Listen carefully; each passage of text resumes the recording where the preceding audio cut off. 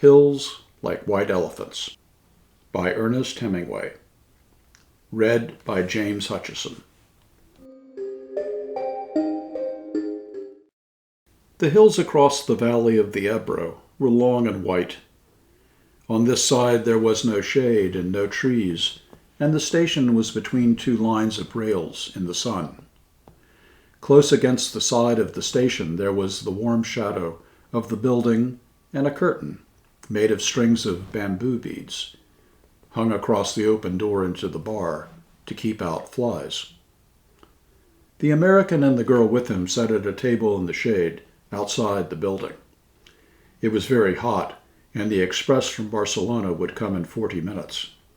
It stopped at this juncture for 2 minutes and went on to Madrid. "What should we drink?" the girl asked. She had taken off her hat and put it on the table. "It's pretty hot," the man said. "Let's drink beer."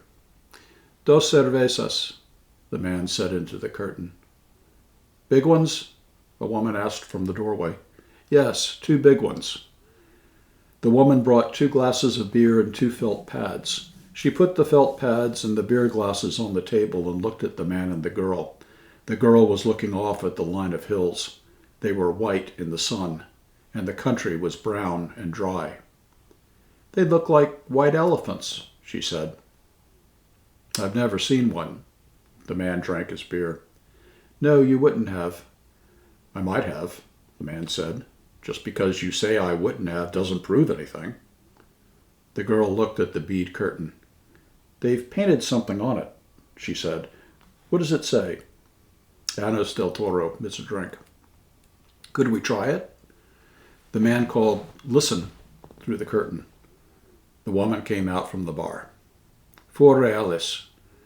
We want 2 Anis del Toro. With water?" "Do you want it with water?" "I don't know," the girl said. "Is it good with water?" "It's all right." "You want them with water?" asked the woman. "Yes, with water." "It tastes like licorice," the girl said, and put the glass down. "That's the way with everything." "Yes," said the girl. "Everything tastes of licorice, especially all the things you've waited so long for, like absinthe." "Oh, cut it out. You started it," the girl said. "I was being amused. I was having a fine time." "Well, let's try and have a fine time." "All right, I was trying. I said the mountains looked like white elephants. Wasn't that bright?" "That was bright." "I wanted to try this new drink. That's all we do, isn't it? Look at things and try new drinks?" "I guess so." The girl looked at the hills. "They're lovely hills," she said. "They don't really look like white elephants. I just meant that the coloring of their skin through the trees." "Should we have another drink?" "All right." The warm wind blew the bead curtain against the table. "The beer's nice and cool," the man said. "It's lovely," the girl said. "It's really an awfully simple operation, Jig," the man said. "It's not really an operation at all." The girl looked at the ground the table legs rested on. "I knew you wouldn't mind it, Jig. It's really not anything. It's just to let the air in." The girl did not say anything.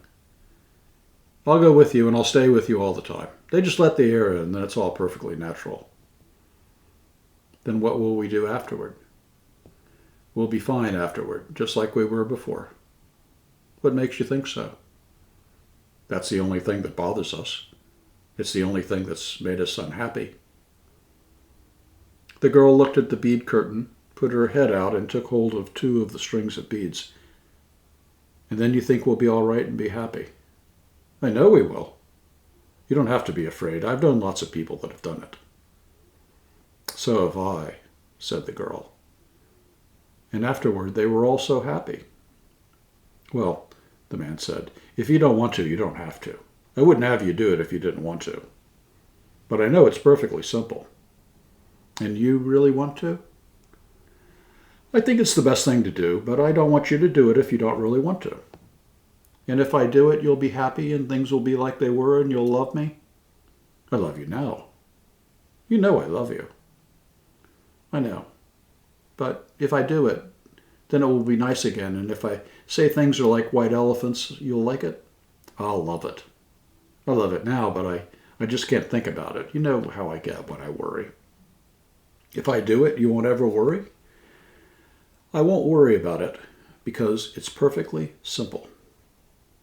Then I'll do it because I don't care about me. Well, what do you mean? I don't care about me. Well, I care about you. Oh, yes, but I don't care about me. I'll do it and then everything will be fine. I don't want you to do it if you feel that way. The girl stood up and walked to the end of the station. Across, on the other side, were fields of grain and trees along the banks of the Ebro. Far away, beyond the river, were mountains. The shadow of a cloud moved across the field of grain, and she saw the river through the trees. And we could have all this, she said. And we could have everything, and every day we make it more impossible. What did you say? I said we could have everything. We can have everything. No, we can't. We can have the whole world. No, we can't. We can go everywhere. No, we can't. It isn't ours anymore. It's ours. No, it isn't. And once they take it away, you never get it back. But they haven't taken it away. We'll wait and see. Come on back in the shade, he said. You mustn't feel that way. I don't feel any way, the girl said. I just know things. I don't want you to do anything that you don't want to do. Nor that isn't good for me, she said. I know. Could we have another beer? All right, but you've got to realize. I realize, the girl said. Can't we maybe stop talking? They sat down at the table, and the girl looked across at the hills on the dry side of the valley, and the man looked at her and at the table. You've got to realize, he said, that I don't want you to do it if you don't want to. I'm perfectly willing to go through with it if it means anything to you. Doesn't it mean anything to you? We could get along. Of course it does, but I don't want anybody but you. I don't want anyone else. And I know it's perfectly simple. Yes, you know it's perfectly simple. It's all right for you to say that, but I do know it. Would you do something for me now? I'd do anything for you. Would you please, please, please, please, please, please stop talking? He did not say anything, but looked at the bags against the wall of the station. There were labels on them from all the hotels where they had spent nights. But I don't want you to, he said. I don't care anything about it. I'll scream, the girl said.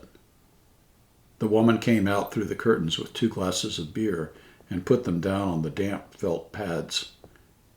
The train comes in 5 minutes, she said. What did she say? Asked the girl. That the train is coming in 5 minutes. The girl smiled brightly at the woman to thank her. I'd better take the bags over to the other side of the station, the man said. She smiled at him. All right, then come back and we'll finish the beer. He picked up the 2 heavy bags and carried them around the station to the other tracks. He looked up the tracks but could not see the train. Coming back, he walked through the bar room, where people waiting for the train were drinking. He drank an anise at the bar and looked at the people. They were all waiting reasonably for the train. He went out through the bead curtain. She was sitting at the table and smiled at him. Do you feel better? He asked. I feel fine, she said. There's nothing wrong with me. I feel fine.